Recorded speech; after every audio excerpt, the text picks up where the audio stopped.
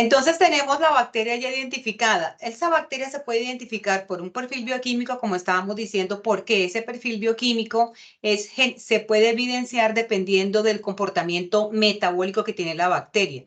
Recuerden muy bien que el comportamiento metabólico tiene que ver con la misma bioquímica o los procesos bioquímicos que realiza la bacteria y que de alguna manera en ese proceso bioquímico metabólico genera unas sustancias, o sea, toma unas sustancias, un sustrato y lo va convirtiendo y genera algunas sustancias o hace algunos cambios de color y que se pueden evidenciar por la adición de unos colorantes, ¿sí? Esos cambios de color. Esos cambios de color lo que hacen es, se pueden hacer una interpretación para tratar de identificar qué bacteria es.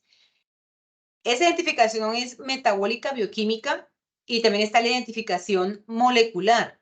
En algunos momentos o en algunas situaciones se puede enviar la bacteria o la colonia que se tenga aislada, identificada, se envía para hacer una identificación molecular.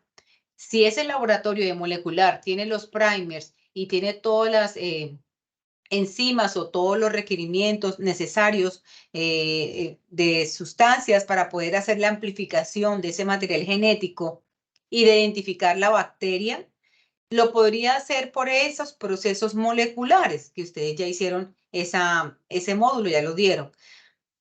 Y el perfil bioquímico es el otro, ¿sí? Que hace cambios de color dependiendo de su comportamiento bioquímico. Todo lleva al hecho de que queremos saber cómo se llama la bacteria. ¿Cómo se llama la bacteria que está en la muestra que se envió al laboratorio o que nos llegó al laboratorio, ¿cierto? Al laboratorio de microbiología. Es un microorganismo que está vivo, que lo vemos ahí. Ahora, todo va relacionado con el tratamiento. El tratamiento es querer saber qué se le tiene que administrar o cómo procedo, con qué antibióticos tengo que enfrentar esa situación clínica que está sucediendo. Bueno, hay un proceso que se llama el antibiograma. El antibiograma, como su nombre lo dice, tiene una relación con medir una sustancia que va a inhibir la vida, ¿sí? Eso podríamos interpretar más o menos de esa palabra que está ahí, como ese juego de palabras, antibiograma, midiendo la sustancia, una sustancia que puede inhibir la vida, pues la vida de las bacterias, ¿sí? Generalmente, o de los microorganismos. El antibiograma se puede hacer por diferentes métodos. Hay diferentes métodos de antibiograma. Yo creo que a algunos, de pronto a ustedes les habrá llegado un resultado de antibiograma. ¿Quién les ha llegado un resultado de antibiograma y cuáles son las letras que aparece? ¿Quién me puede decir? ¿Cómo lo podrían interpretar? ¿Alguna le habrá llegado algún antibiograma de pronto un resultado, ya sea, digamos, algo propio, ¿sí? De la persona o de algún animalito que haya tenido?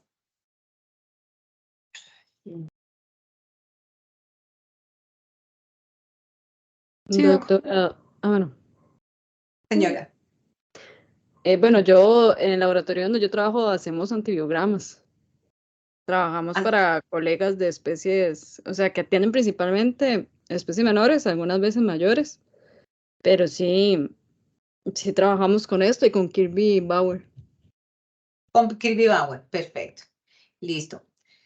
Bien. ¿Otra persona? ¿Otra compañera? Bueno, hay varias formas de hacer un antibiograma. Lo que queremos es medir esa sustancia, cómo va a inhibir esa vida. Entonces, hay un antibiograma que es muy típico que se llama el Kirby-Bauer, que es el que comúnmente se hace, o también se llama método de difusión en disco. Este antibiograma es muy sencillo, es muy fácil y muy económico y es el que generalmente se utiliza, ¿sí? Y no es tan complejo. Vamos a hablar de este tipo de antibiograma, ¿sí? Kirby-Bauer o método de difusión en disco. Recordemos que una definición del antimicrobiano es una sustancia que destruye microorganismos o les impide crecer y causar enfermedad. Tenemos varios tipos de microorganismos, bacterias, hongos, virus, y entonces esos antibióticos, esas sustancias que van contra el microorganismo puede venir en un frasquito líquido o puede venir en, digamos, de una forma en polvo, ¿cierto? Puede venir de diferentes presentaciones, son los antibióticos. Y el método que se va a aplicar en este caso es el método de Kirby-Bauer o difusión en disco, que lo que consiste es en ser un método cualitativo que está orientado al tratamiento. Es un método cualitativo para detectar la sensibilidad, mejor dicho, la susceptibilidad de un microorganismo. ¿De cuál microorganismo? Del que se aisló. Detectar cuál es la susceptibilidad de ese microorganismo al antimicrobiano o al antibiótico, ¿cierto? El método de difusión en agar es un método porque utiliza un medio de cultivo, es un agar como lo vemos ahí en la caja de Petri al lado derecho, es un agar que está allí y el medio de cultivo se llama Müller-Hinton y puede venir en agar o en caldo. Cuando estamos diciendo que medio viene en agar es un medio sólido, como el que está en la caja de Petri. Y cuando decimos que viene un caldo es un medio líquido. La diferencia entre el medio sólido y el medio líquido es la composición, la cantidad de agar que contiene, ¿sí? La cantidad de agar que contiene, porque a veces hay medios que son semisólidos. Entonces, si tiene agar, es sólido, y si no tiene agar, es líquido. Entonces, se usan unos antibióticos en papel filtro, ¿sí? Se usan unos antibióticos en papel filtro, como los tenemos acá. Son unos discos que son son unos circulitos que tienen una concentración de un antimicrobiano. Generalmente puede estar entre 5 y 50 microgramos, aunque hoy en día hay antibióticos que pueden estar hasta en 300 microgramos o más, ¿sí? Dependiendo, y esa cantidad de antibiótico que puede venir en ese papel filtro puede ir variando, ¿sí? Dependiendo del antibiótico. Lo que uno hace es medir el halo de inhibición. Ahora lo vamos a explicar. Esos antibióticos se impregnan, vemos al lado izquierdo que tenemos unos cartuchos donde vienen unos pedacitos de papel filtro pequeños, redonditos, que están impregnados con ese antibiótico. En la imagen del centro podemos mirar. Miren lo que dice. ¿Qué dice, por favor, la imagen del centro? ¿Qué letras tienen esos papelitos pequeños? ¿Quién logra mirar qué letras tiene? BAN 30. VAN. BAN 30. Eso quiere decir que es vancomicina de 30 microgramos, ¿sí? Vancomicina de 30 microgramos, ahí está. Entonces, en cada cartucho de esos viene un antibiótico, ¿sí? Norfloxacina, gentamicina, lincomicina, oxitotraciclina, bueno, ceftazidime, enrofloxacina, todos los antibióticos que son de uso en veterinaria y bueno, también para humanos obviamente también hay. Cuando se va a hacer ese montaje de antibiograma por el método de Kirby-Bauer, hay unas recomendaciones para los sensidiscos: almacenarlos en refrigeración, que estén los recipientes libres de humedad, no usar sensidiscos vencidos, no humedecidos, y se tienen que atemperar por mínimo 1 hora. Es decir, que tienen que estar fuera del refrigerador 1 hora como a temperatura ambiente. Entonces, recuerden muy bien que este procedimiento que estamos utilizando es el antibiograma en este caso. Y estamos dirigiéndolo a unas bacterias, ¿sí? Cuando estamos hablando de antimicrobiano, un antimicrobiano puede ser también un antiviral, puede ser también un antimicótico. Los antimicóticos o antifúngicos van contra los hongos, ¿sí? Un antiparasitario, porque cuando estamos hablando en el contexto de antimicrobiano, estamos englobando a todos los microorganismos, ¿cierto? Los microorganismos, pero cuando nos referimos generalmente a antibiograma, ¿sí? Antibiograma, casi siempre se hace relación al antibiótico que se utiliza en contra o al antimicrobiano que se utiliza en contra de la bacteria. Se utiliza dirigido a la bacteria. No es antibiograma, no se utiliza casi nunca para decir casi nunca se hace para mirar la acción que tenga un antimicrobiano o un antiviral, ¿sí? Casi nunca se hacen esas investigaciones o ese procedimiento porque es muy complejo, ¿sí? Lo más rutinario y lo más común es utilizar el antibiograma y siempre se relaciona de usar antibióticos contra la bacteria, ¿sí? En busca de mirar la sensibilidad hacia las bacterias. En ese contexto de lo que estoy diciendo, en ese contexto de las palabras que yo he dicho, tenemos que tener una bacteria aislada. En este caso colocamos un Staphylococcus aureus y tenemos al lado derecho una E. coli.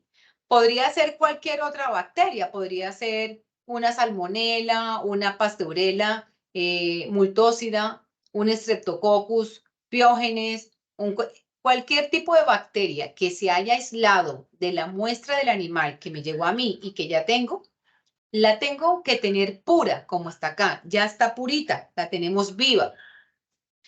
Se utiliza el agar, como lo vemos aquí en la caja de Petri. Tiene que ser un agar que ya se haya hecho una prueba de esterilidad con unas condiciones y que haya estado guardado en refrigeración, que tenga un pH de 7.2 a 7.4. Es decir, que hay unas condiciones especiales para que se pueda hacer ese montaje de la prueba. Tenemos ese agar y aparte tenemos una solución salina y hacemos una turbidez en el punto 0,5 de la escala de Macfarlane. ¿Qué es la escala de Macfarlane? La escala de Macfarlane es una serie de tubos, como lo dice, estamos explicándolo acá en el letrero que está a la derecha. Son unos tubos con una concentración conocida que dan una turbidez. Entonces, esa turbidez, hay un tubo número 0,5, 1, 2, 3, hasta el 10, ¿sí? Y tienen una concentración, asemejan como una concentración, y cada concentración hace referencia a las unidades formadoras de colonia que se pueda adquirir cuando se puede sumergir una colonia bacteriana o unas colonias bacterianas. ¿Cómo explico esto mejor? Quiere decir que tengo un tubo con solución salina y le tengo que colocar unas bacterias de las que ya tengo identificada, la coloco dentro de ese tubo de solución salina y tengo que tener una turbidez y esa turbidez la voy a comparar con el tubo que dice 0,5 de la escala de Macfarlane, porque esa es una escala que ya está organizada con ácido sulfúrico y otra cantidad de cosas que se preparan. Entonces yo hago la comparación, ¿sí? Hago la comparación y digo, bueno, ya hice la turbidez de la bacteria y más o menos me puede dar como el tubo que está al lado con la estrella roja, ¿sí? La bacteria se hizo una turbidez con solución salina y la tenemos ahí como si fuera la estrella roja ahí. Una turbidez muy suave, ¿sí? Aunque eso se tiene que organizar con una escala de Macfarlane. Luego de eso sumergimos un hisopo, como lo vemos ahí en la imagen, untamos ese hisopo del líquido que tenemos adentro, por las paredes vamos reteniendo, evitando que salga mucho contenido del líquido y pasamos a sembrar ese contenido, ese hisopo, en la caja de Petri que tenemos el agar, ¿sí? Donde tenemos el agar. Y vamos sembrándolo con el hisopo hacia abajo, luego a la derecha, rotamos la caja y luego volvemos a rotar la caja. Es decir, que sembramos 3 veces con el mismo hisopo. ¿Qué queremos hacer con esto? Dejar la bacteria que estaba en el tubo diluida, ¿sí? Reconstituida en ese tubo, la dejamos allí en la caja de Petri sembrada con el hisopo. No la vemos, pero la estamos colocando con el hisopo, ¿cierto? También tenemos listos los antibióticos. Tenemos una lista de antibióticos que sean los más usados en veterinaria. Obviamente los que están acá u otros que también sean los más usados en veterinaria. Y dependiendo si son antibióticos usados en aves, si son más usados en porcinos, si son los más usados en equinos, ¿sí? Hay que tener una lista de antibióticos seleccionados para los cuales yo voy a enfrentar esa bacteria. Aquí Doctora, hago un cuadro. Sí, claro, señora. disculpe que la interrumpa. Tranquila. Doctora, una pregunta. ¿Cuánto tiempo considera usted, o sea, cuál es el tiempo que no se debe exceder una vez que uno prepara, digamos, la bacteria, con la McFarland. O sea, ¿cuánto tiempo puede estar ese tubo? O sea, ¿cuánto tiempo puede transcurrir entre que uno prepara esa mezcla y que uno la siembra, digamos, o sea, que hace el antibiograma? Esa es una buena pregunta porque, ¿qué sucede? Yo sé a dónde va la pregunta. Las bacterias se van multiplicando y se van agrandando, ¿cierto? Ellas se van dividiendo. Considero que no puede pasar máximo 5 minutos. Ok, Máximo. y el tiempo, doctora, digamos, entre que uno ya, digamos, siembra la bacteria en el agar, con esos rayados, ¿verdad? En varias direcciones. ¿Cuánto tiempo se le da para secar? Bueno, digamos, para que la bacteria esté en el medio antes de poner los encidiscos. Hay personas que pueden durar hasta casi 15 minutos, hasta Ok. 15 minutos podría ser. Ok, perfecto, gracias, Sí, doctora. hasta 15 minutos. Uno lo que podría hacer es que hace la siembra, deja allí, espera espera unos 5 minuticos, ¿cierto? Y luego coloca los encidiscos, ¿sí? Es decir, haces la turbidez, miras, comparas con el patrón que tengas de la escala de McFarland, comparas bien. Luego vienes y siembras, o sea, eso es cuestión de enseguida, o sea, no hay que esperar ni tantos minutos, o sea, ya porque sea una cuestión de que de pronto tengas que salir, hacer algo, se te pasó algo y tienes que ir a pagar una autoclave o estés haciendo otra cosa, que te urja ir a moverte, pero si no tienes que hacer ese movimiento, mejor no lo hagas, o sea, enseguida se tiene que hacer la siembra. Se hace la turbidez, se mira, que se estabilice el líquido, ¿sí? Porque uno lo agita, se estabiliza el líquido, mira la turbidez, enseguida se procede a sembrar. Esperamos unos 5 minuticos que se compacte lo que está ahí, lo que se acabó de sembrar, que se seque un poquitico y colocas los encidiscos, ¿vale? Perfecto, gracias, doctora. Bueno, entonces tenemos una lista de antibióticos. Esta lista de antibióticos que tenemos acá, como les digo, puede variar. O sea, hay muchos, dependiendo del mercado. Esta es una lista muy antigua, o sea, esa es una lista antigua de lo clásico, pero hoy en día pueden variar los antibióticos porque los antibióticos que se van a colocar son enfocados al tratamiento que se va a hacer, porque es la bacteria que se aisló del animal. Entonces hay que mirar cuáles son los que ellos están. Incluso a mí me ha sucedido que hay clientes que dicen, yo le traigo este antibiótico, este cartucho, pruébame ese antibiótico si funciona en la bacteria que me aisló, ¿sí? Entonces ellos incluso quieren participar, entonces se puede hacer, ¿sí? Tenemos los antibióticos y luego después de eso vamos colocando, como vemos acá, con una pinza, vamos colocando los sensidiscos que tienen los antibióticos, ¿cierto?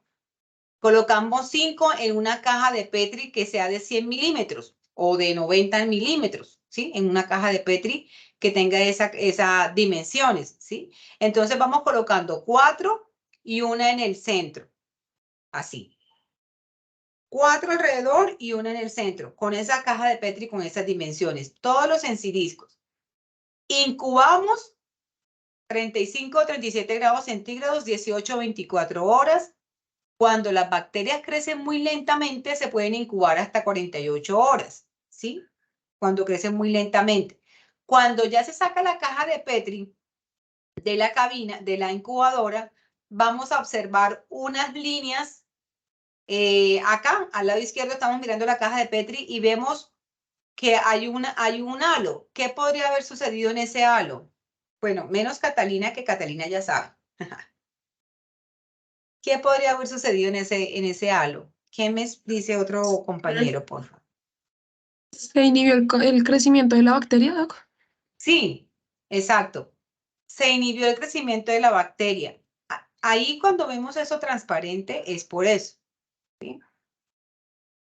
Vemos que en el halo de arriba, el halo de arriba es mucho más grande, el halo de la izquierda es mucho más pequeño, ¿cierto? ¿En el centro tenemos halo o no tenemos halo de inhibición? No, Doc. No se ve el halo de inhibición, ¿sí? Quiere decir que ahí la bacteria, en ese halo de inhibición que está arriba, la bacteria no creció, el antibiótico se difundió, lo que impidió que creciera la bacteria alrededor del antibiótico, sí sirvió para que inhibiera, y el sensidisco que está en el centro no tuvo ninguna acción sobre la bacteria, o sea que la bacteria sí creció alrededor de ese sensidisco que tenía el antibiótico. Hacemos una tabla y vamos colocando en la tablita, como lo vemos al lado derecho, el antibiótico, la concentración, y vamos a hacer una medición. Entonces, así, con una regla se va midiendo, miren esa imagen, colocamos una regla que vaya midiendo el diámetro. El diámetro es como está la línea roja ahí en ese halo, esos son cajas reales, ¿sí? Vamos colocando la regla y vamos haciendo una lectura en milímetros.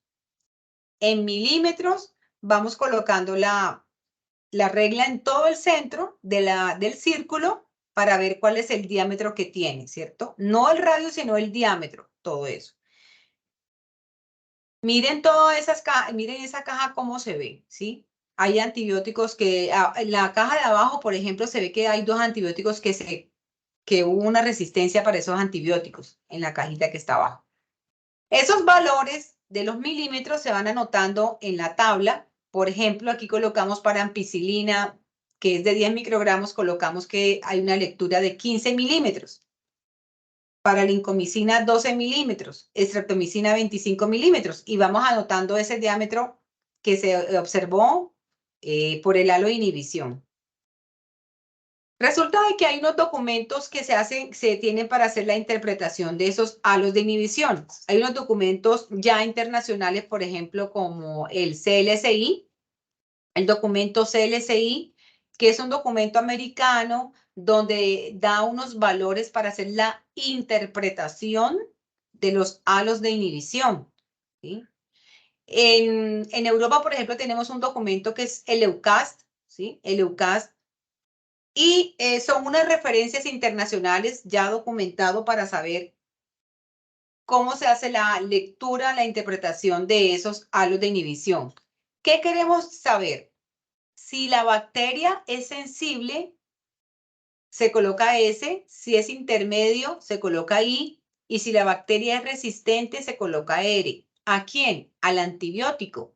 Si la bacteria es sensible, intermedio o resistente, al antibiótico, ¿sí? Entonces, vamos a hacer acá este ejercicio.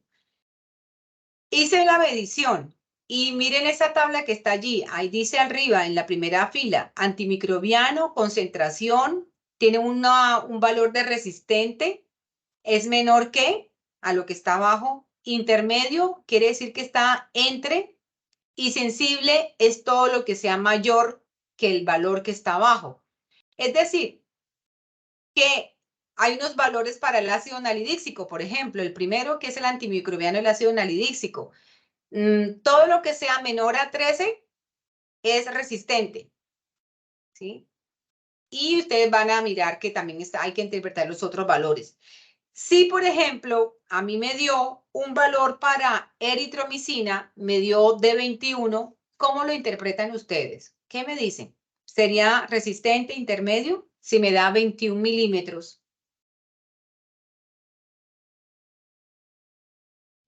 ¿Sensible? Para eritromicina es sensible, porque 21 milímetros es mayor de 18, ¿cierto? Si encuentro que me da para streptomicina, me da 9 milímetros. Resistente. Resistente, ¿sí? Es muy fácil la tabla, es muy fácil. Entonces, lo que hice fue mirar acá, me devuelvo, mido aquí, mido en milímetros, porque eso fue lo que la bacteria no creció, ¿sí? El halo de inhibición. Anoto mis valores, vengo al documento, voy a hacer la interpretación y voy siguiendo y voy anotando en mi tabla si es sensible, intermedio, ¿sí?, resistente, etcétera, ¿sí? Entonces yo podría tener que para ampicilina podría ser sensible, para lincomicina intermedio, para streptomicina sensible, ¿sí? Y así voy obteniendo un resultado del comportamiento de esa bacteria. Por ejemplo, si fuera una E. coli, ¿sí? Entonces, ese resultado es el que emite el laboratorio. Acá tenemos una imagen como un esquemita de cómo podría salir un resultado de laboratorio clínico. Todos los datos del propietario, bueno, fulanito de tal, dirección tal, toda la información de la muestra, ¿sí? Del propietario del animalito, cómo se llama, etcétera. Se coloca la muestra que llegó, digamos hígado, o si llegó leche, o si llegó orina. Muestra el cultivo que fue, Staphylococcus aureus en este caso es el nombre de la bacteria, y el antibiograma se coloca sensible a tales antibióticos, intermedio a otros antibióticos, resistente a otros antibióticos, ¿sí? Entonces ese es el resultado que siempre sale y que se emite al usuario. ¿Preguntas hasta ahí? ¿Alguna duda?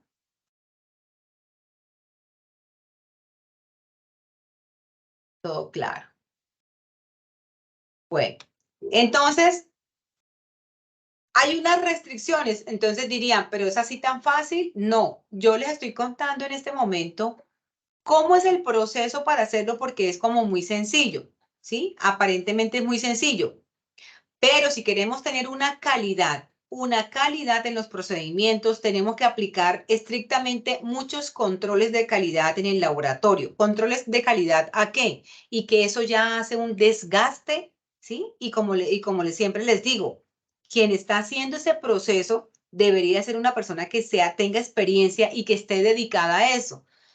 Hay que hacer control de la cepa para saber que está pura, que no está contaminada. ¿Se imaginan que yo utilice 2 cepas contaminadas y esté haciendo mal las cosas y me sale que tengo una resistencia y pensando que es la E. coli, pero es una bacteria que está contaminada con, por ejemplo, con un Proteus?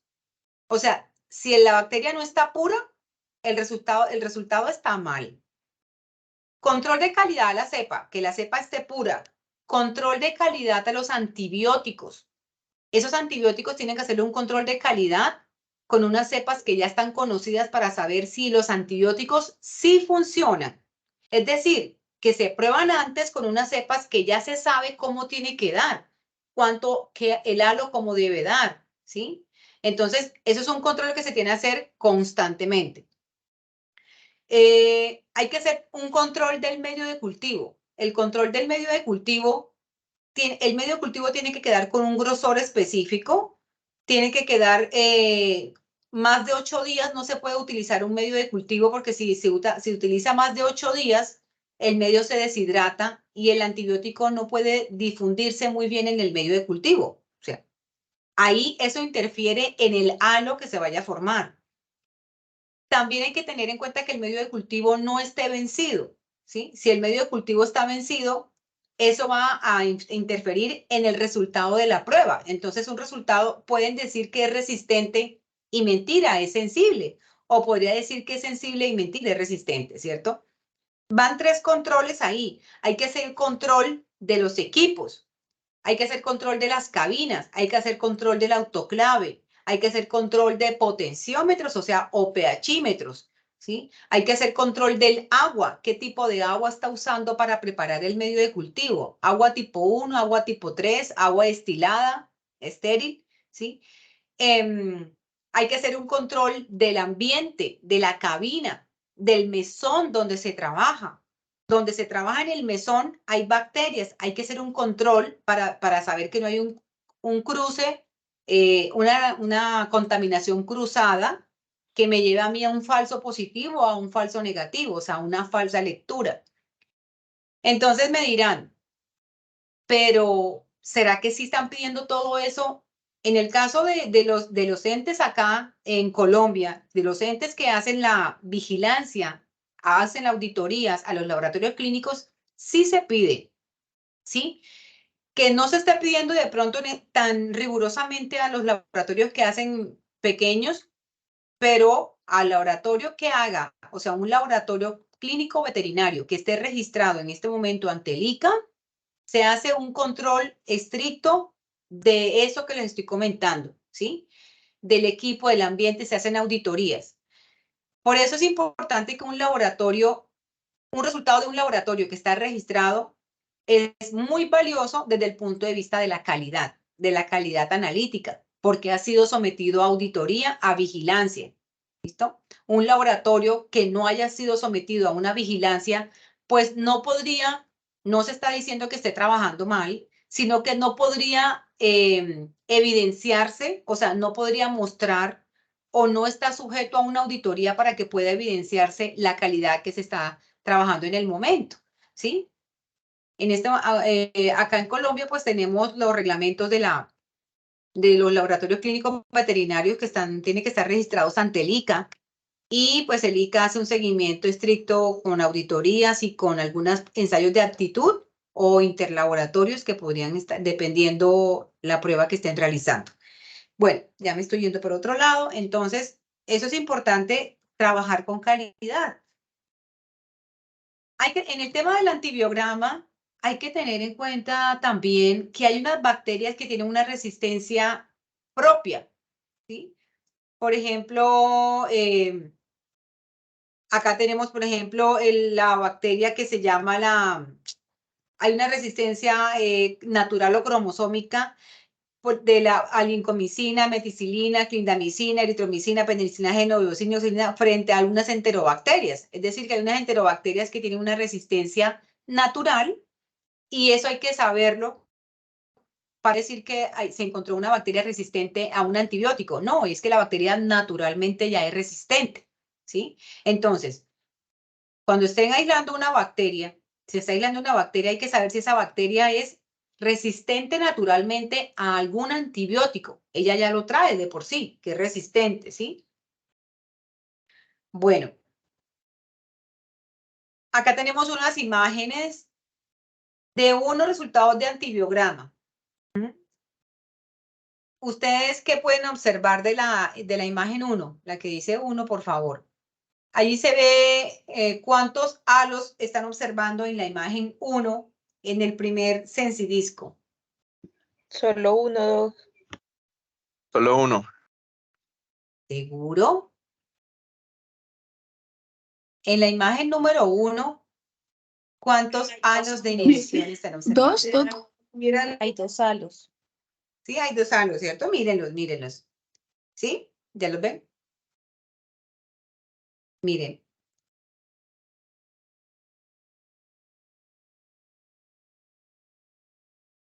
Miren que hay un halito, ¿sí? O sea, hay un halo pequeñito de inhibición y hay otro halo más grande por fuera, ¿sí? Porque aquí al ladito, o sea, ahí la bacteria crece, pero luego hay otro halo más grande. ¿Qué quiere decir esto? La bacteria estaba contaminada, o sea, la muestra, la bacteria que se usó ahí no estaba pura, no estaba pura. Entonces, están diciendo que es sensible. De pronto dicen, no, pero sí, la bacteria es sensible a tal antibiótico. Y mentiras, porque de pronto el halo está contaminada y la bacteria es resistente porque hay un halo que está por dentro, ¿sí? Y podría ser el de la bacteria de interés. ¿Sí? Entonces, si esto está así, si ustedes están viendo esto, es porque es real. O sea, eso sucede, esa imagen es real de un laboratorio.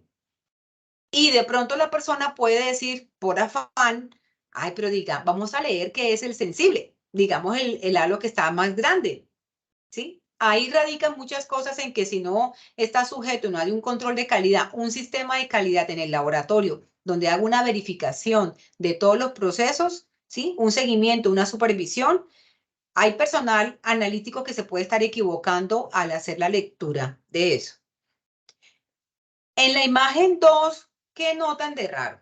¿Qué ustedes creen que hay rarito por ahí en esa imagen 2? ¿Qué extraño hay?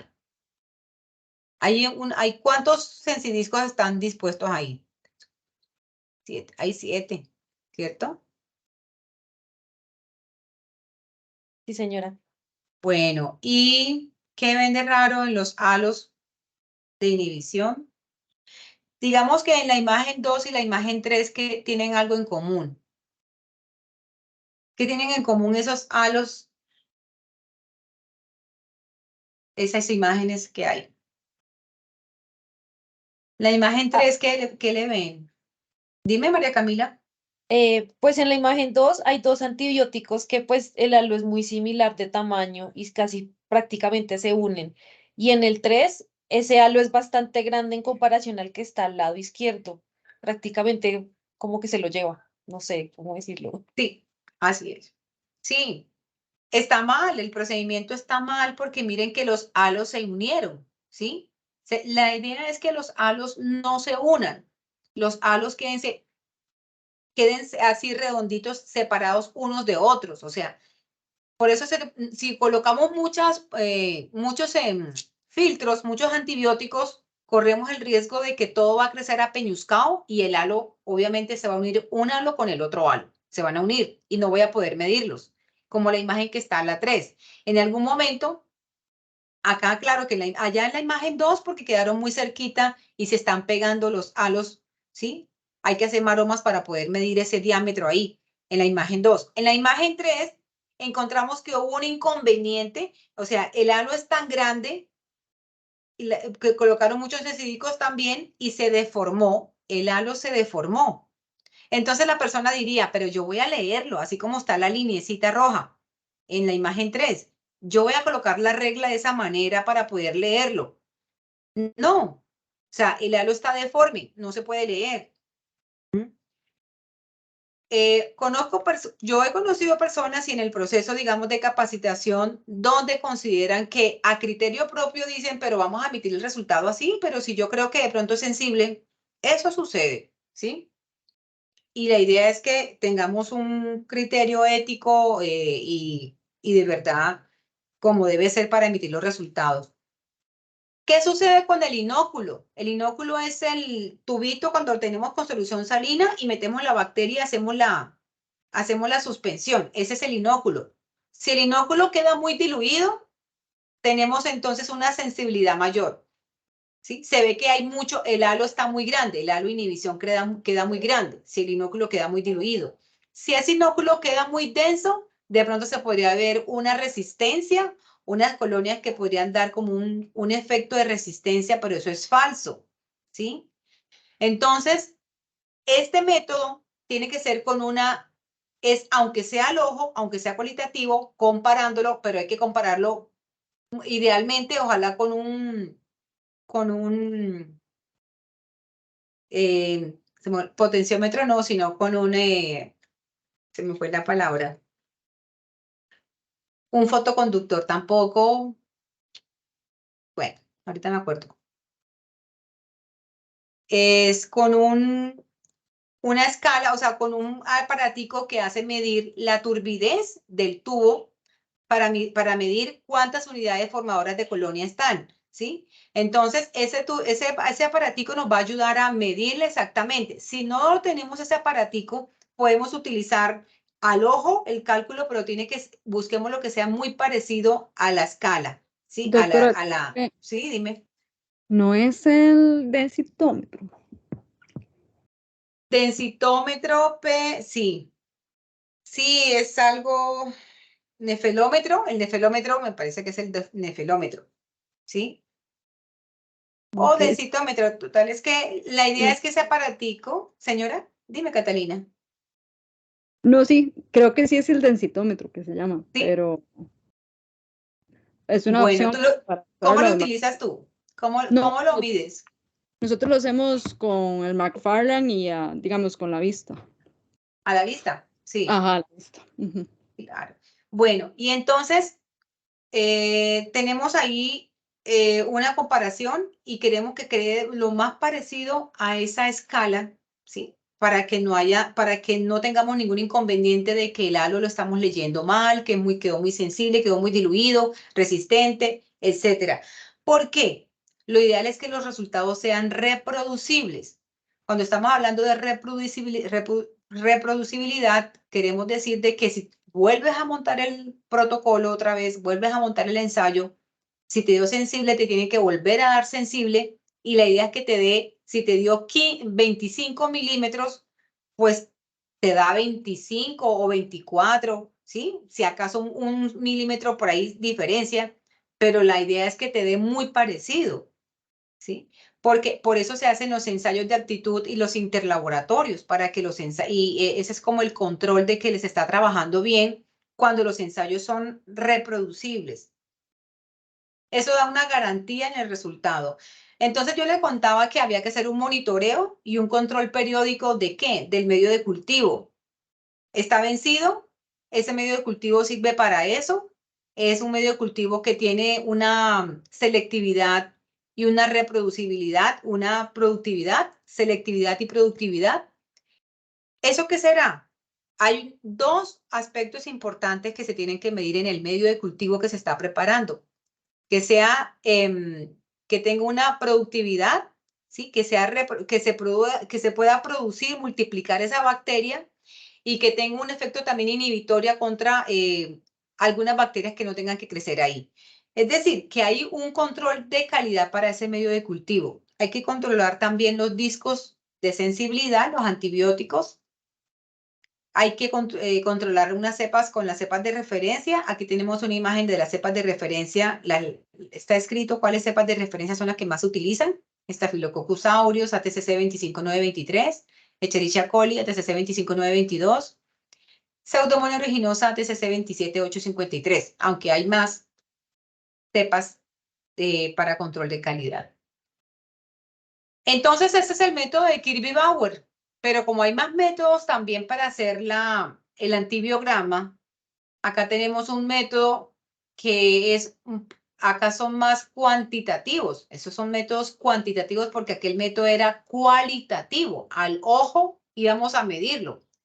Pero acá es que se contabiliza, ¿sí? Se hace una contabilización y se hace, eso se llama método cuantitativo. Por ejemplo, tenemos una prueba que es como la ETES, la llamamos acá, la ETES.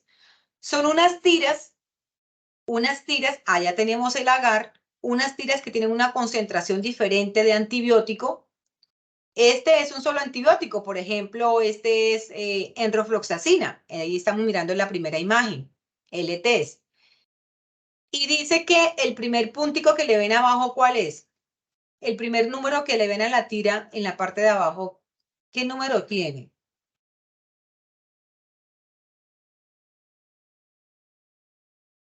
¿Dónde está la flecha roja, por favor? Más abajo, más abajito de la flecha roja de la primera 19. imagen. 19, Doc. 19, sí, 19. Eso, ¿y el número que le sigue? 25. 25. ¿Qué sucede? Que esa tira es de un solo antibiótico, pero comienza con .19. De pronto si quieren ampliar más la imagen, si tienen celular, pero ahí dice .19, .25, .38, .50, .71, 1, 1.5, 2, 3, 4, etc. Quiere decir que a medida que va haciendo la rayita esa, la concentración del antibiótico va aumentando. Entonces, cuando se coloca encima del medio de cultivo que tiene la bacteria y se incuba y al día siguiente se va a leer, de pronto vemos como una zona que se está formando como un halo de inhibición, pero ese halo de inhibición no es circular, sino que tiene esta apariencia aquí, ¿sí? Y en donde está la flecha roja quiere decir de que desde ahí comienza la inhibición. O sea, desde ahí la bacteria ya no crece. Por favor, díganme desde qué punto la bacteria ya no crece. Ya ven que ya hay un halo de inhibición. ¿Desde dónde se ve la inhibición? ¿De 25, Doc? Sí, señora. Sí. Entonces, ese sería el valor que se emitiría el resultado del laboratorio. Entonces diría, para enrofloxacina, .25, como lo vemos ahí, al lado izquierdo está escrito, 0.25 microgramos por mililitro. Ese es el valor que se va a reportar, ¿sí? Si estuviera en el 1, en el .75, pues se colocaría enrofloxacina en .75, ¿sí? Pero ese es un método diferente porque este es cuantitativo. acá estamos mirando en la imagen derecha, también que puede ser cuantitativo de una manera turbia, ¿sí? O sea, de una manera que se hace por turbidez. El primer tubo son controles. Vemos una turbidez en el control 2, en el tubo 2, en el tubo 4, ya no vemos turbidez. Quiere decir que la concentración del antibiótico que puede destruir las bacterias es a partir de qué tubo. Pregunto. Si vemos una turbidez en el tubo 2, o sea, ¿hasta dónde se ve que hay turbidez en ese tubo? Hasta el 2, ¿cierto? Sí, señora. Entonces, como en el tubo 4 ya no está turbio, quiere decir que las bacterias las destruyó. O sea, ahí se colocó el antibiótico, ¿no? En todos los tubos hay antibiótico con la bacteria, sino que la concentración del antibiótico fue aumentando. Primero la concentración del antibiótico era 2, después la concentración era 4, concentración era 8, ¿sí? ¿8 qué? 8 microgramos del antibiótico. Entonces, solamente con una concentración de 4 microgramos, fue que sirvió para destruir la bacteria, porque se ve transparente. Ya no creció la bacteria ahí, en ese caldito que se ve. En cambio, en el tubo 2 sí se ve turbio. ¿Por qué? Porque la bacteria sí creció. O sea, esa concentración de 2 no le sirve a la bacteria, porque ni siquiera no la dejó crecer, no impidió que creciera. Ese mismo concepto de la turbidez en caldo y ese mismo concepto se puede colocar en una placa, pero es la placa, una microplaca de 96 pozos, es más pequeñita obviamente y los caldos son más poquitos y la concentración, la cantidad de antibióticos es mucho más pequeña. Y entonces se utilizan tantos pozos para tantos antibióticos y se va haciendo una lectura. Dirá, pero Dios mío, esto es muy complejo. Esta parte cuantitativa es muy compleja. Sí, lo más sencillo era el antibiograma de Kirby-Bauer, porque era solamente leer el halo de inhibición. ¿Sí? Para hacer la parte cuantitativa, es contar el antibiótico hasta qué punto sirve la concentración de antibiótico. ¿Listo?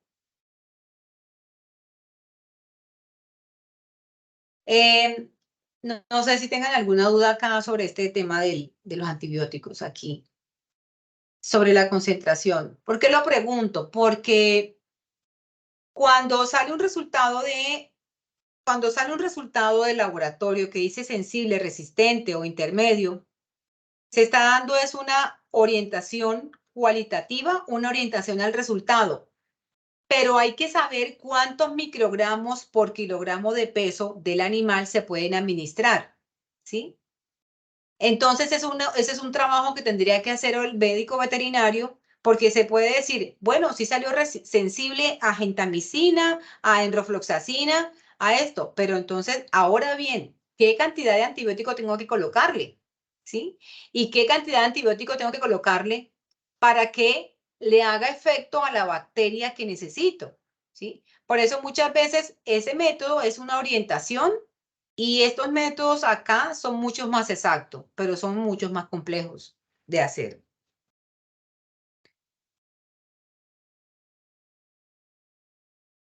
Bueno,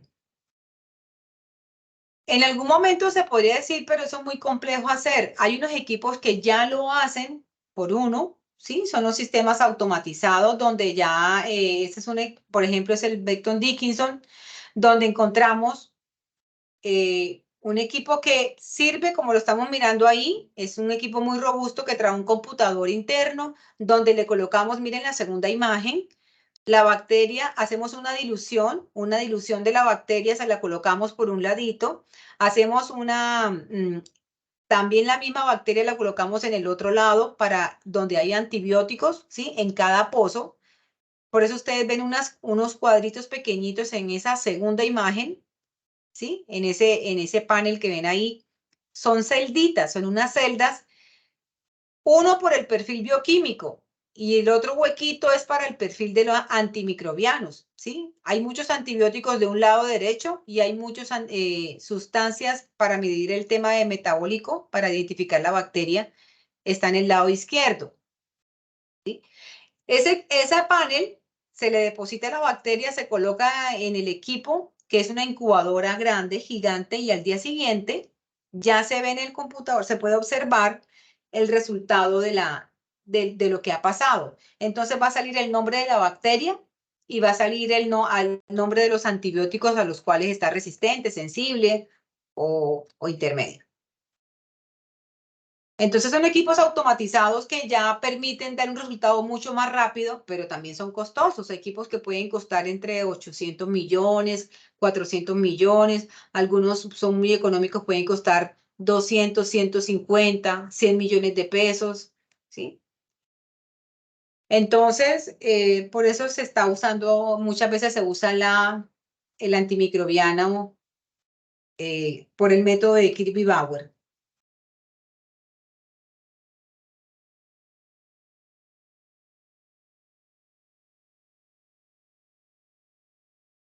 Voy a colocar otra presentación.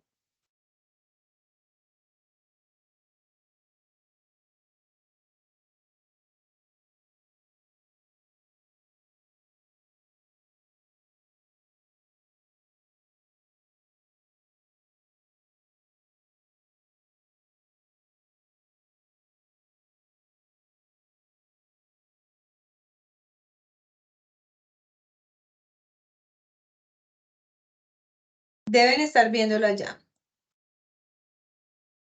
Dice resistencia antimicrobiana, ¿sí? Sí, doc. Sí, señora. Bueno, entonces dirían, ¿qué es la resistencia antimicrobiana? ¿Por qué estamos hablando tanto hoy en día de resistencia antimicrobiana? Un laboratorio clínico, pues solamente lo que haría sería identificar la bacteria, enfrentarla con el antibiótico, decir si es resistente, sensible, para que hagan el tratamiento, ¿sí?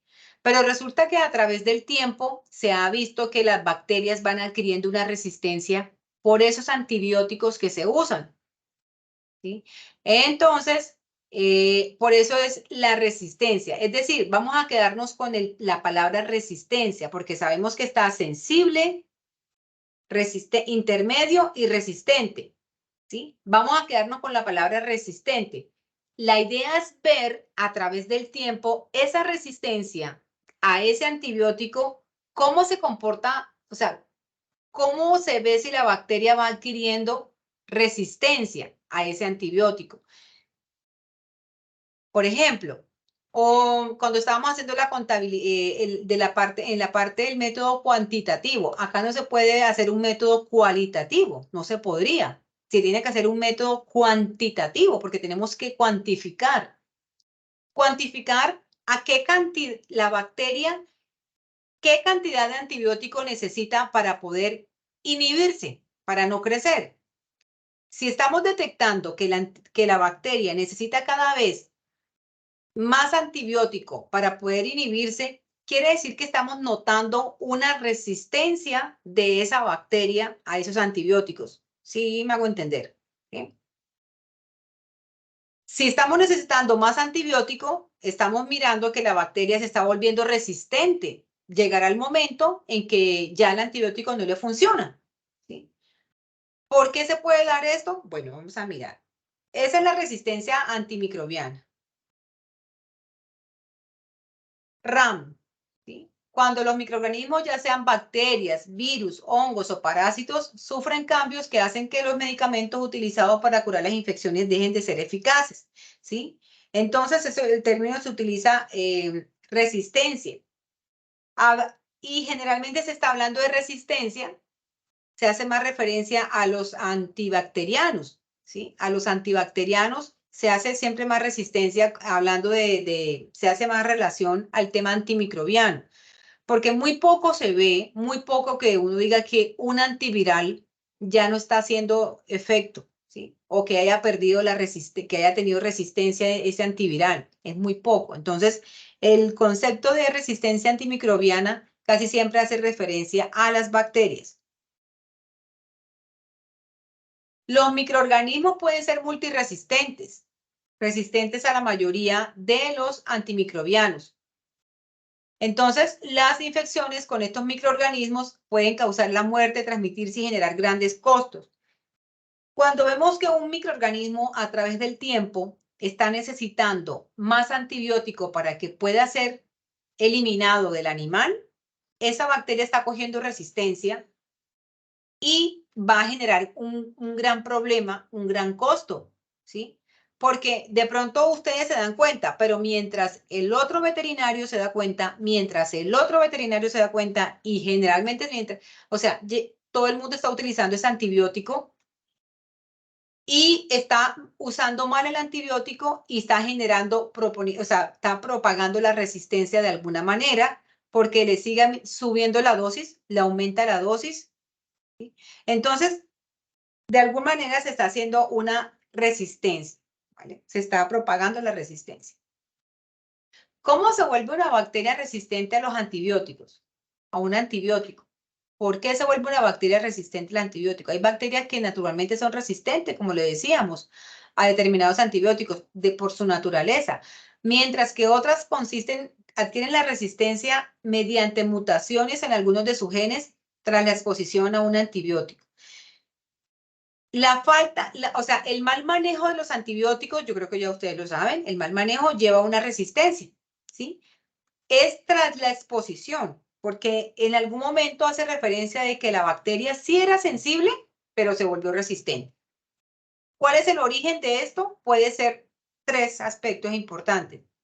Una prescripción innecesaria de antibióticos para infecciones virales que no tienen ningún efecto, por ejemplo, una infección viral que se tenga que tratar, hay que tomar un antibiótico o administre el antibiótico a una infección viral. Sí, sabemos que las infecciones virales muchas veces causan con enfermedades secundarias bacterianas, ¿cierto? Eso lo sabemos, que algunas infecciones virales causan con enfermedades bacterianas secundarias, pero no se está digamos, enfrentando al problema grande, ¿sí? Y lo que sí está generando es tratando de propagar una resistencia porque alrededor de unas bacterias que cree que está controlando el problema, ahí hay otras bacterias que son bacterias buenas, digámoslo así, y está administrando antibiótico. Entonces, se está haciendo una prescripción innecesaria cuando es una enfermedad viral, cuando tendría que ser el tratamiento de otra manera. La otra opción sería cuando se está haciendo una prescripción demasiado frecuente de antibióticos de amplio espectro, en lugar de empezar con antibióticos que son específicos seleccionados mediante un diagnóstico más preciso. Es decir, si yo tengo un resultado de muchos antibióticos, yo tendría que tener conocimiento y los insto para que ustedes lo investiguen porque ese es un mundo muy grande. O sea, en el momento que ustedes tengan la oportunidad de leer sobre este tema, háganlo y se van instruyendo más. Porque la idea es conocer cómo actúa cada antibiótico, ¿sí? Entonces, hay antibióticos que son de amplio espectro, quiere decir que si se administra, fulmina todo lo que esté, ¿sí? Va destruyendo, pero va destruyendo tanto bacterias que son buenas y el patógeno, ¿sí? Y esas bacterias buenas, ustedes saben ya muy bien, está ya muy divulgado, la importancia que causa en un ecosistema, ¿sí? Microbiano, la importancia que hay de unas bacterias que son buenas.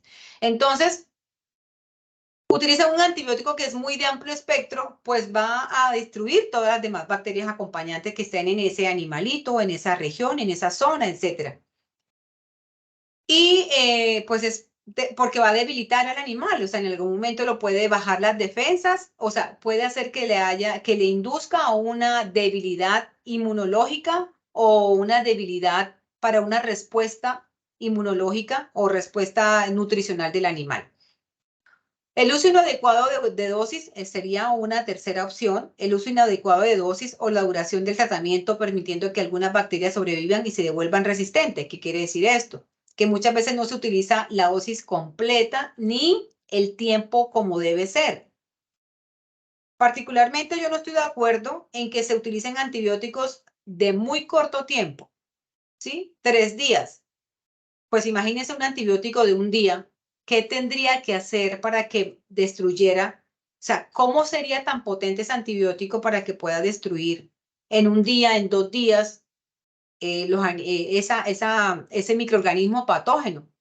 Porque el antibiótico llega al lugar, el antibiótico llega al lugar y no sabe si va a actuar sobre ¿Sobre esta E. coli que es buena o sobre la E. coli que tiene que es patógena? ¿Sí? Actúa sobre las E. colis, ¿sí? Y hay E. colis que son buenas. Bueno. Las posibles consecuencias de la resistencia a los antibióticos, pues obviamente los tratamientos disponibles para las infecciones bacterianas están perdiendo eficacia, ¿sí? Se podría ralentizar y dificultar el tratamiento, pudiendo causar complicaciones incluso la muerte. Que el paciente necesite cuidados adicionales, antibióticos alternativos más costosos que podrían tener efectos secundarios más graves. O sea, que se requieren más antibióticos diferentes y de más complejidad, ¿sí? O se pueden utilizar tratamientos más invasivos como inyecciones intravenosas, es decir, que tengan que hospitalizar al paciente. Una resistencia esa es una gráfica, como una imagen de informar acá de que en algún momento puede haber una mutación en el microorganismo por esa exposición que hay mal usando los antibióticos. Entonces puede haber un cambio genético en el animal, en la bacteria, un cambio genético, lo que hace una mutación, digámoslo así, y ese cambio genético o esa situación que haya en la bacteria lleva a que se genere la resistencia. Otra forma podría ser una transmisión de la resistencia, sería a través de un plásmido. ¿Sí? Hay una resistencia ya sea natural o adquirida que puede propagarse a otra bacteria, ¿sí? Es decir, una bacteria que puede ser resistente naturalmente, o que tenga una resistencia adquirida, la puede transmitir a otra bacteria. ¿Por qué? Porque ellas intercambian material genético. Si estamos viendo la imagen de abajo, ahí la imagen tenemos dos bacterias. Una que tiene un círculo que es azul oscuro y uno azul claro, ¿cierto? Y en la bacteria que tiene un círculo azul claro, el azul clarito, también tiene un plásmido. El plásmido es el que está de color rojo. ¿Sí? O tiene un factor ahí, algo que le provee una capacidad de resistencia a un antibiótico. Ese factor o ese plásmido o ese material genético que está ahí, que le confiere la resistencia a la bacteria, se puede pasar a otra bacteria. Ahí como lo estamos mirando. Y finalmente, que eso pueden ser diferentes géneros bacterianos. Por ejemplo, podría ser que arriba tenemos una salmonela, la de color azul oscuro, y la de color azul claro podría ser una E. coli. Y la E. coli le está pasando la resistencia a la salmonela, ¿sí? Finalmente quedan, si ven al final, quedan las dos bacterias, dos géneros, con la misma ruedita roja, quiere decir que le transfirió el plásmido o el factor de resistencia y las dos adquieren la resistencia. Los antibióticos es la transmisión, porque las células se van dividiendo y asimismo van transmitiendo sus factores de resistencia. Bueno, acá tenemos simulando una bacteria. Y aquí vemos dónde podrían actuar unos antibióticos. Esos antibióticos, por ejemplo, el que habla de beta-lactámicos, vancomicina, isoniazida, etambutol, etcétera, los primeros que están en la parte de arriba que dice, comienza con beta-lactámico, acá donde estoy colocando la flechita, si la ven. Ellos actúan en la síntesis de la pared celular, es decir, que tenemos la bacteria y esos antibióticos destruyen la síntesis de la pared celular. Tenemos otros antibióticos como la quinolona, metronidazol, clofazimida, actúan en la replicación del ADN, en la replicación. Y tenemos otros antibióticos como la rifampicina, etcétera, que actúan en el ARN, ¿sí? Incluso, o sea, en el ARN mensajero. Tenemos otros antibióticos en la parte de abajo, como el cloranfenicol, macrólido, que actúan ¿dónde? ¿Quién me dice? ¿Quién me ayuda a leer ahí? ¿En dónde actúan?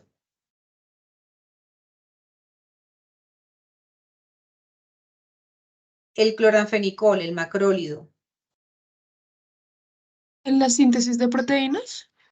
Actúa en la síntesis de proteína ¿en qué subunidad? ¿En qué subunidad? En la 50, ¿cierto? La que aparece que dice 50, ¿sí?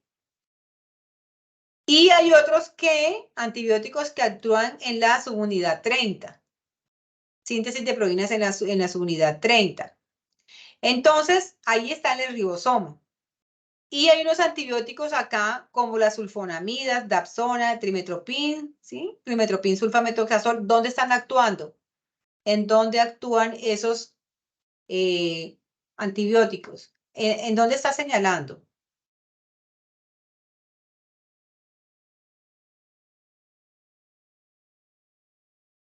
¿Quién me ayuda?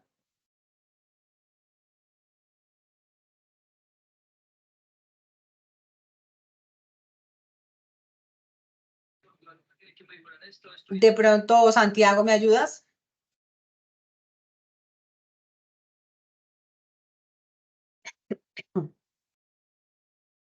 ¿Santiago no está? Perdón, profe, ¿me puedes repetir la pregunta? No sé si Santiago esté, pero ¿me puedes repetir la pregunta? ¿En dónde actúa la sulfonamida o el trimetopin? Paula, En los antimetabolitos, sí. ¿Y en dónde están? En el ribosoma. No.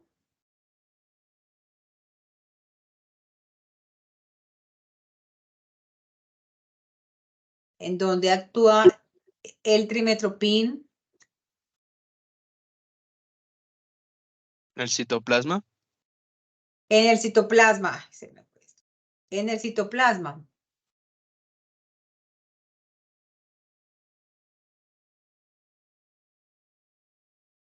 Actúa en el citoplasma, esa es la parte interna de la bacteria, ¿sí? Entonces, con esta imagen que estamos mirando aquí, es ver que los antibióticos actúan en diferentes lugares de la bacteria. Unos actúan en la ribosoma, otros actúan en la pared, otros actúan en el citoplasma, otros actúan en la síntesis del ARN mensajero, por ejemplo, otros actúan en la replicación del ADN.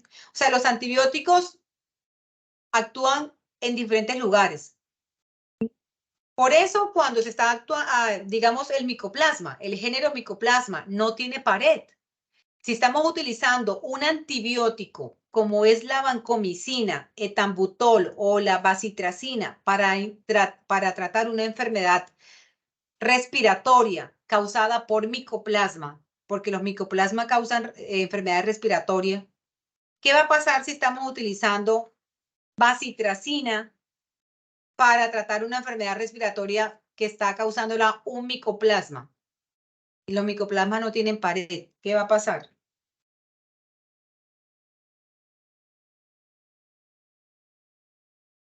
No sirve. No sirve. No sirve para nada porque si estamos mirando ahí, la bacitracina actúa en la pared celular y los micoplasmas no tienen pared, ¿sí?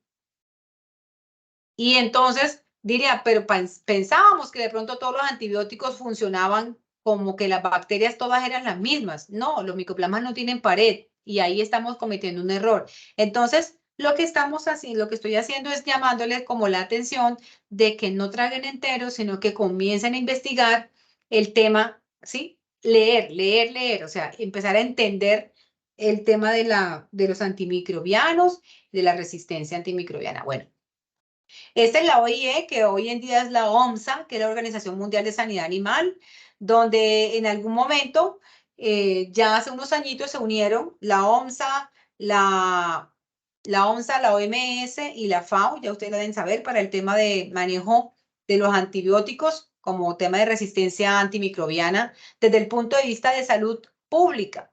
¿Por qué razón? Porque estamos creando mucha resistencia antimicrobiana y eso tiene una connotación de salud pública.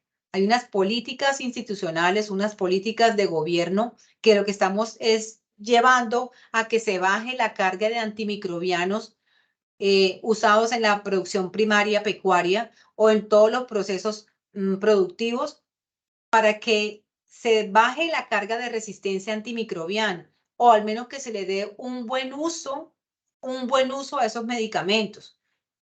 Yo creo que ustedes saben que en Europa quien puede pedir los antibióticos es un médico veterinario, o sea, no es como cualquier persona, o el médico de salud humana, es al quien tiene que ir. La persona tiene que ir con una receta, con una prescripción médica, una orden médica para que le entreguen un antibiótico, una orden médica para los animales, una orden médica para la parte humana, ¿sí? Para que le entreguen los antibióticos. Acá en Colombia todavía podemos ir a la droguería y comprar el antibiótico de manera fácil, ¿sí? Pero esas leyes están andando por ahí. Bueno.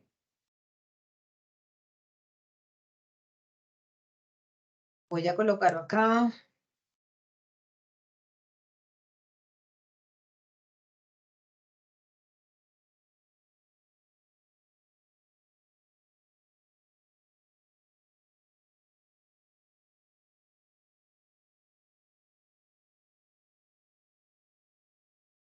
Bueno,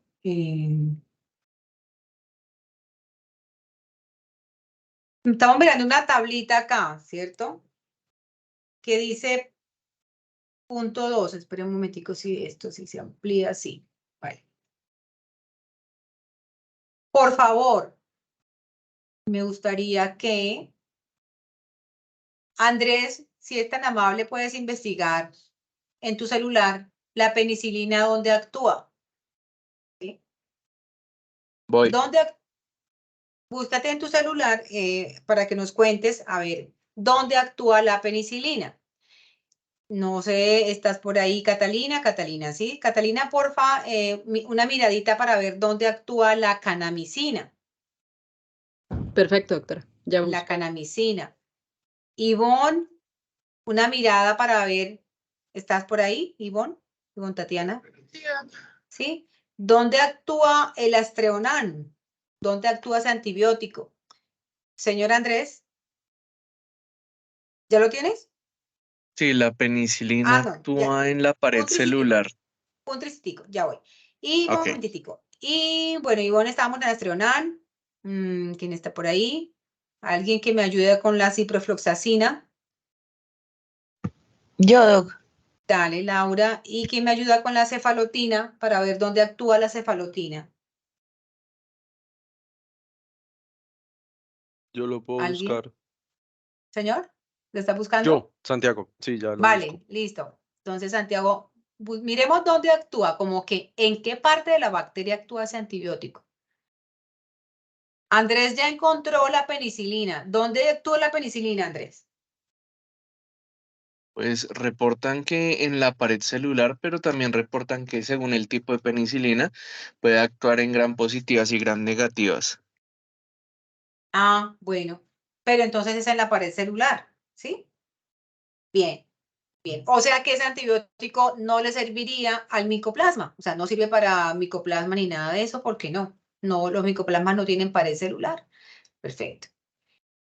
¿Quién encontró la canamicina de pronto? Yo, doctora, en la subunidad 30S. O sea que Ribosoma. actúa en el ribosoma, Ujú. ¿sí? Vale. Entonces miren que la canamicina actúa en el ribosoma en la subunidad 30S. Vale, gracias. Y el Astreonam,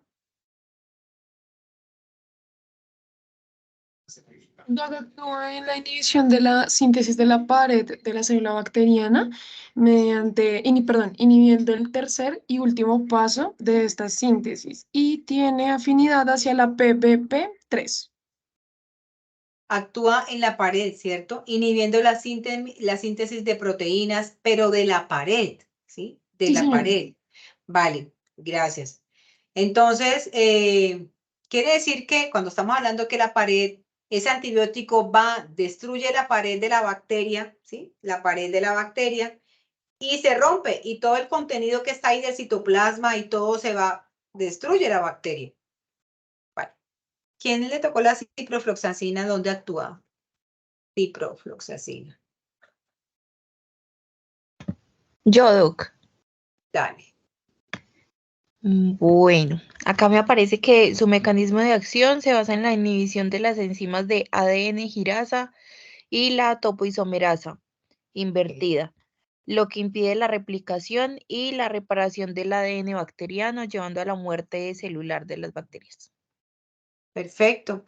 O sea que esa ciprofloxacina que ustedes administran muchas veces, que pueden administrar, va a actuar en el ADN de la bacteria, en el ADN, ¿sí? ¿Actúa dónde? En unas enzimas, la isomerasa, ¿sí? La La topoisomerasa se llama. girasa, ADN, Girasa. girasa y la topoisomerasa invertida.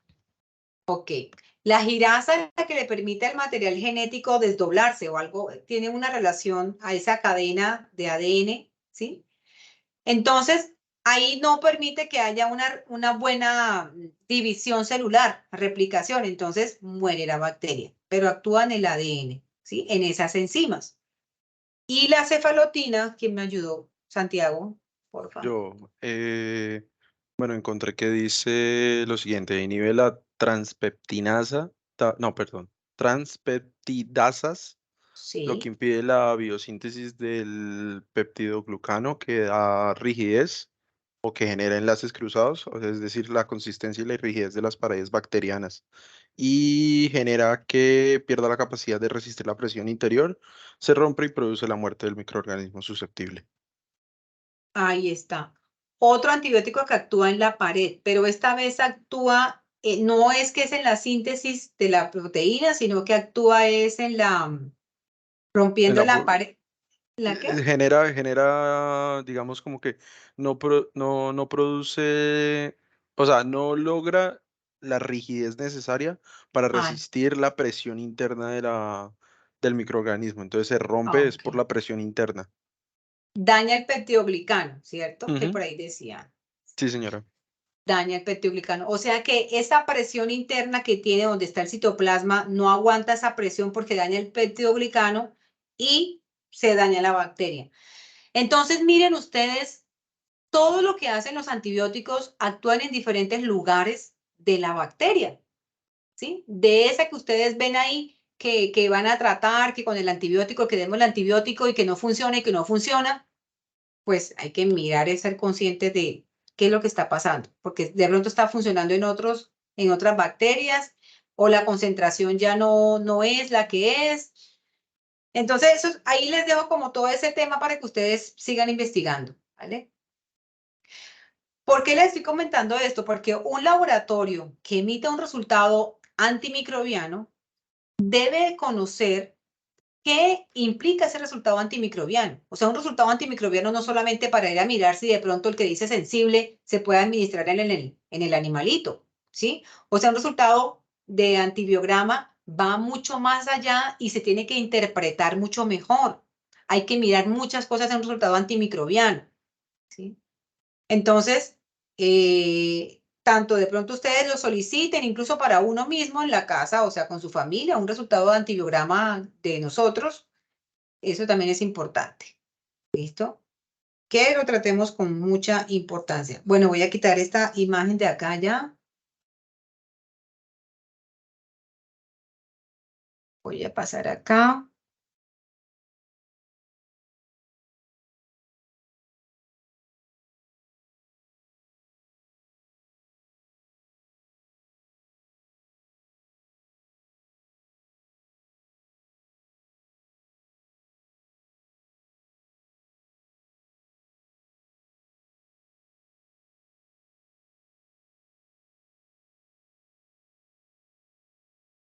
Bueno.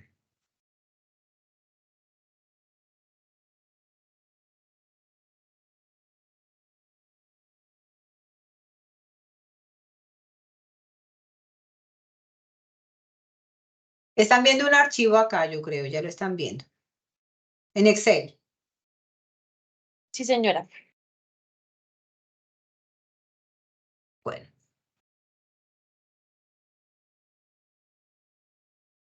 Si lo agrandan, de pronto, si le pueden ampliar un poquitico la imagen, vamos a agrandarlo acá.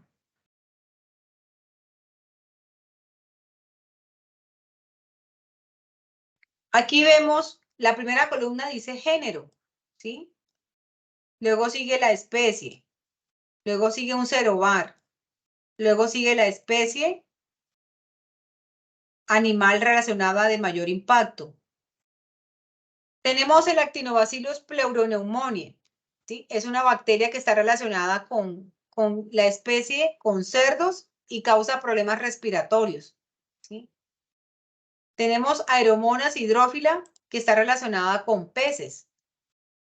Arcanobacterium hemolyticum actúa con varios animales. Avibacterium paragallinarum está relacionada con aves y con problemas respiratorios. Yo podría seguir leyendo esta lista hacia abajo, ¿sí? Y aquí encontramos, por ejemplo, Panicbacillus larvae afecta a las abejas, ¿sí? Afecta a las abejas. Tenemos acá Rhodococcus equi, afecta a los equinos. ¿Qué llegó? O sea, ¿qué quiero decir con esto? No, es muy extensa la lista de microorganismos y a quién afecta, ¿sí? ¿A quién afecta? Es de ustedes es tener el conocimiento de empezar a tener como una orientación, una idea. Aquí ya les dejo, ese archivo se lo voy a entregar a ustedes también para que tengan una idea de qué una bacteria, género bacteriano, en dónde podría estar relacionada, ¿sí? Entonces, si a mí me llegan unas muestras de peces, por ejemplo, de peces al laboratorio, ya tendría idea más o menos de, dependiendo de lo que me está diciendo el médico veterinario o el ictiopatólogo, puede ser el de peces, yo podría buscar Edwardsella tarda, ¿sí? O yo podría buscar, por ejemplo, Plesiomonas shigeloides, ¿cierto? Plesiomonas shigeloides, o podría buscar de pronto Renibacterium salmoninarum. Tengo la idea de que ya qué bacteria podría buscar en esa especie animal, o sea, en ese pez, en los peces, dependiendo de los signos clínicos que puedan estar, pero ya mi campo de búsqueda se limita un poquito más, ¿sí? Entonces, hay que tener una orientación de todas maneras con el médico veterinario o de que está en campo, con la persona que está en campo, con quien traiga la muestra, para poder saber que esa bacteria tiene que crecer en un medio de cultivo. Yo no puedo buscarle al pez, vamos a buscarle esta bacteria, ¿cómo se llama? Glycerella parasuis. ¿Dónde actúa esa bacteria? Más que todo, en cerdos, ¿sí? Dando problemas respiratorios. Cuando ya me estás diciendo que el problema respiratorio, la muestra mía ya se ubica un poquito más porque puedo enviar muestras como cuáles, como pulmón, puedo enviar muestras como un hisopado traqueal, un líquido peripulmonar, ¿sí?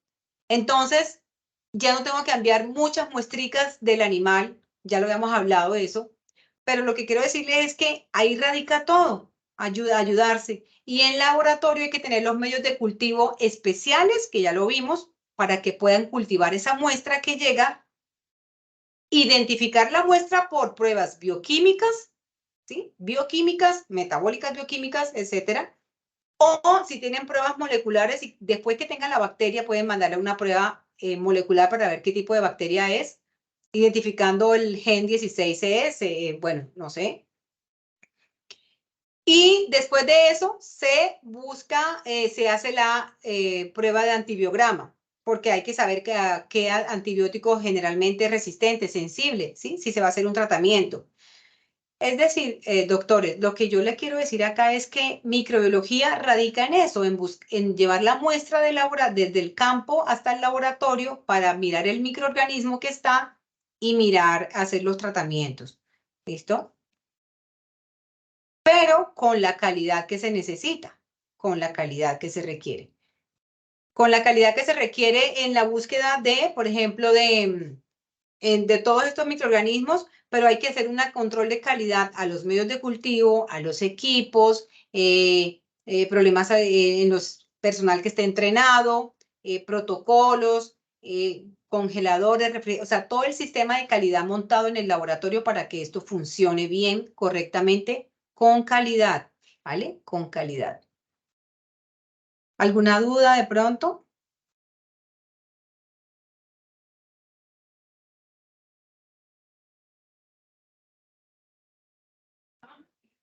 No, no, señora. Nada, nada, todo bien. Un momentico, estoy por acá buscando.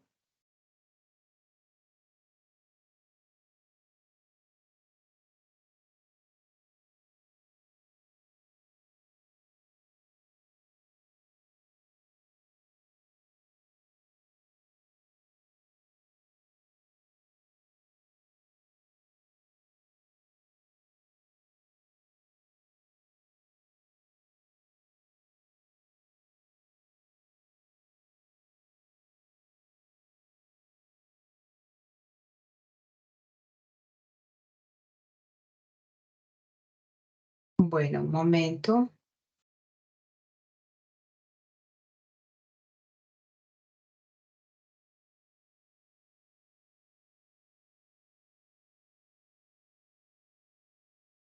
Me avisa por favor cuando ya lo vean acá.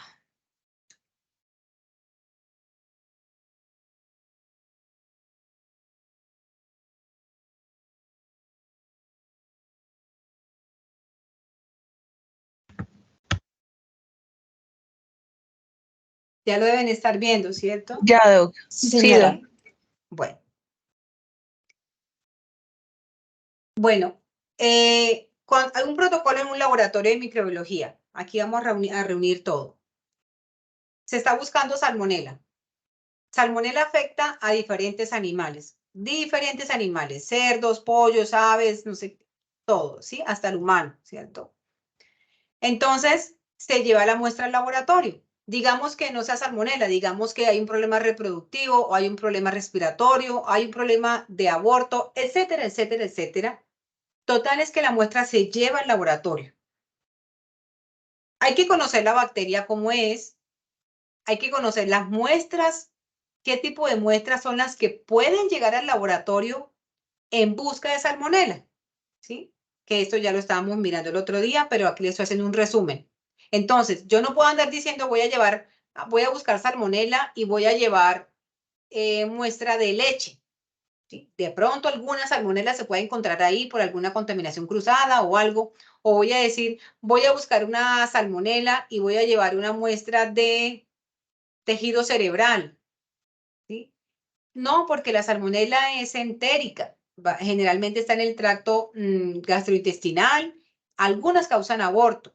Entonces, la muestra ideal, dependiendo de qué especie bacteriana, dependiendo qué género bacteriano tengo que aislar y qué es lo que, cómo cursa esa bacteria en el animal. Tengo que conocer cómo cursa, cómo se relaciona o con qué efectos causa esa bacteria en ese animal, ¿sí? ¿Qué enfermedad causa? ¿Cómo se manifiesta?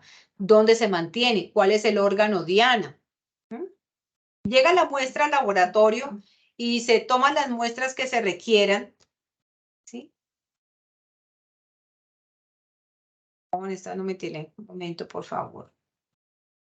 Me sacó de acá. No es.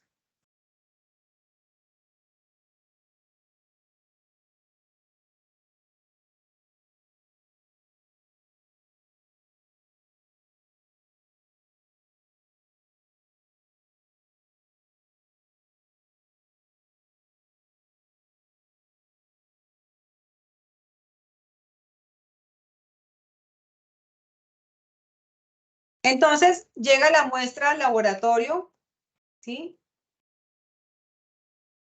Y se hace un procedimiento que es la siembra en el día 1, ¿sí? En el día 1 se hace esa muestra, se siembra en los agares, se miran las bacterias que están creciendo, vamos ahí, ¿sí? ¿Qué bacteria creció? Las colonias, se hacen las pruebas bioquímicas o si no tengo prueba bioquímica, puedo pasar a unas pruebas moleculares. Ideal, chévere, pero es más costoso o de pronto más complejo. O tengo un sistema o envío la muestra a otro laboratorio que haga la identificación. No, lo que sea que es que puedan tener a la mano. Entonces hacen aquí la identificación. Ay, esto me sacó. Lo que quiero llegar a decirles es que todo surge así, o sea, siempre todo es así. Llevar la muestra al laboratorio para que se pueda identificar la bacteria que está presente y dar un tratamiento haciendo un perfil, un antibiograma, ¿sí? Hacer un antibiograma. Si el cliente solicita el antibiograma, ¿vale? Entonces, para eso se tienen que hacer los protocolos. Un laboratorio tendría que hacer los protocolos para hacer la siembra de salmonela, tendría que tener un protocolo escrito para buscar pasteurela, un protocolo escrito para buscar estreptococo, otro protocolo para buscar estafilococo, o si vamos a buscar Renibacterium, Tailorella, Bacillus, son protocolos diferentes que tiene que usar, porque cada bacteria es exigente, cada bacteria requiere a veces condiciones nutricionales diferentes. El mismo medio de cultivo no le sirve a la otra bacteria muchas veces. Entonces hay que saber qué tipo de medio de cultivo necesita para crecer, ¿sí? Entonces, esta es la microbiología especializada. Esta es la microbiología del laboratorio clínico, donde se tiene que enfocar bien lo que es la muestra del animal, lo que es la obtención de la muestra y llevarla al laboratorio. Y estoy hablándolo de manera muy básica, porque hay programas de erradicación de Brucela, hay programas de erradicación de Salmonella aviar, acá en Colombia al menos, hay programas de erradicación de tuberculosis bovina. Esas tres enfermedades son causadas por bacterias: Brucela, Salmonella, Mycobacterium bovis. ¿Qué implica esto?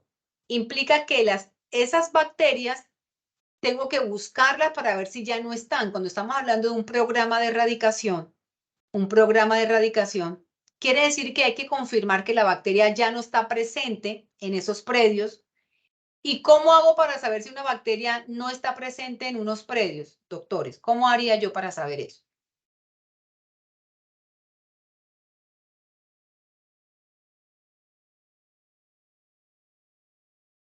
¿Qué se imagina que se podría hacer para saber que Con una pruebas, bacteria? ¿cómo ha sido para descartar que un predio es libre de Brucela? Ajá, Pues ahí se para deben descartar que hacer, un predio es libre de cualquier bacteria. ¿Cómo que ayúdenme a organizar cómo se podría hacer? se pueden hacer pruebas tamizaje de los animales aleatorias. Sí, pero ¿qué muestras tomarían?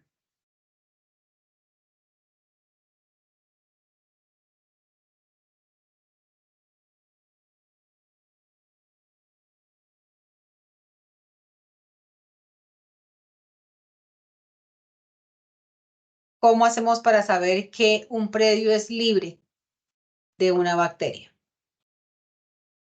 Organicemos, demos lluvia de ideas. Lluvia de ideas.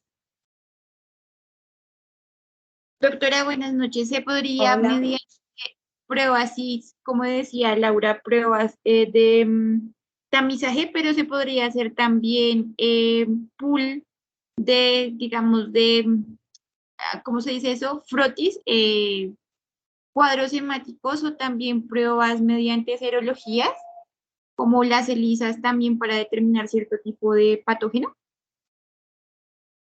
Me gusta eso porque estás abriéndote para decir las cosas que podrías tomar. Serología, cuadro hemático, bueno, que sangre o que de pronto un hisopo o algo. Pero, ¿qué queremos con esas pruebas? ¿Quién me ayuda? ¿Quién me ayuda? Estamos finalizando ya nuestro encuentro de hoy. Como tal, Cultivos. aislar la bacteria de interés. Cultivos. ¿Cultivo? ¿A quién estamos buscando? Vamos a organizar las ideas. A Cuando la estamos bacteria. Exacto. Cuando estamos buscando un tubito de sangre y decimos que hacemos unas serologías, ¿qué queremos detectar en ese suero? Anticuerpos. Anticuerpos. Es diferente de bacterias. Anticuerpos es lo que se produce por la presencia de un estímulo antigénico, la bacteria que tenga sus antígenos. Pero eso es un anticuerpo, lo que se produce por la infección, ¿sí? Por la presencia de. Entonces, la pregunta es, ¿cómo hago para saber? ¿Cómo haces para saber que un predio está libre de Brucela? ¿Cómo haces para saber que un predio está libre de salmonela? Cultivo. Cultivo, no hay más, no hay otra. ¿Listo, doctores? No hay otra. No hay más porque Si es una bacteria, ¿cómo hago para saber que ya en mi finca, en mi predio, está libre de brucela? Hacer procesos de cultivo, ¿sí? Es la única, porque es una bacteria, ¿sí? Entonces dirían, pero bueno, pero ¿y entonces no se está haciendo serología? Claro, sí se puede hacer serología. Eso es un chequeo serológico para mirar que sí. Obviamente yo encuentro anticuerpos, quiere decir, si encuentro anticuerpos es porque la bacteria está presente, ¿cierto? Obviamente si encuentro anticuerpos contra brucela es porque la bacteria está presente, ¿sí? Pero si yo en un lugar, digámoslo muy bien, en una perrera, en un grupo de animalitos, yo tengo que hacer un muestreo para saber si la bacteria está libre si los animales están libres de esa bacteria, tengo que tomar esa muestra para hacer un cultivo. El cultivo microbiológico, doctores, es la manera para saber si está libre de microorganismos. Ese predio, ¿sí? Que se puede tomar ahí. Claro que se puede hacer de una manera indirecta con serologías. Y eso es otra manera, ¿sí? Como indirectamente saber si no hay la presencia de bacterias. Porque hacer cultivo es muy complejo. Pero en este caso, por ejemplo, en Salmonella aviar se está tomando muestreos de los galpones, de los huevos, de todas las ponedoras, los pollitos, de todo. Esa es la manera que se está haciendo para mirar si una granja es certificada libre de Salmonella pulorosis o de Salmonella Salmonella gallinarum o Salmonella pullorum, ¿sí? Por cultivo, ¿vale? Porque el cultivo es el que permite que la bacteria crezca y si está negativo quiere decir que la bacteria no está, ¿sí? Esa es la que yo quería que ustedes, digamos, tomaran. Cuando estamos mirando la serología a anticuerpos, el anticuerpo se produce si el microorganismo está, anticuerpo contra virus, anticuerpos contra hongo, anticuerpos contra bacterias, anticuerpos. Si estamos haciendo un muestreo toxicológico, estamos mirando las sustancias de toxina que se están presentando, o si estamos mirando una prueba molecular detecta una parte del gen o una parte genética de ese microorganismo, pero no sabemos si está vivo o está muerto. No sabemos. Si se detecta una parte genética, pero no sabemos si está vivo o está muerto. Está presente. Pero la única manera para saber si un microorganismo está vivo, presente en un lugar, o está en un animal, o en una región, de una sección del cuerpo o lo que sea, es el cultivo. No hay nada más. ¿Sí? Es la única manera. El cultivo microbiano. ¿Mm?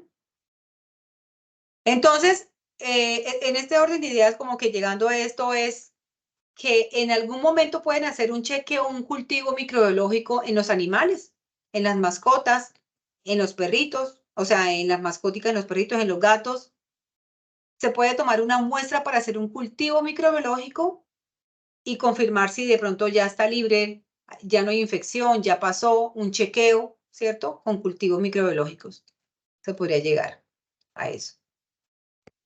¿Listo, doctores? Bueno, no sé si hay alguna otra duda. Sí, señora. ¿Todo bien?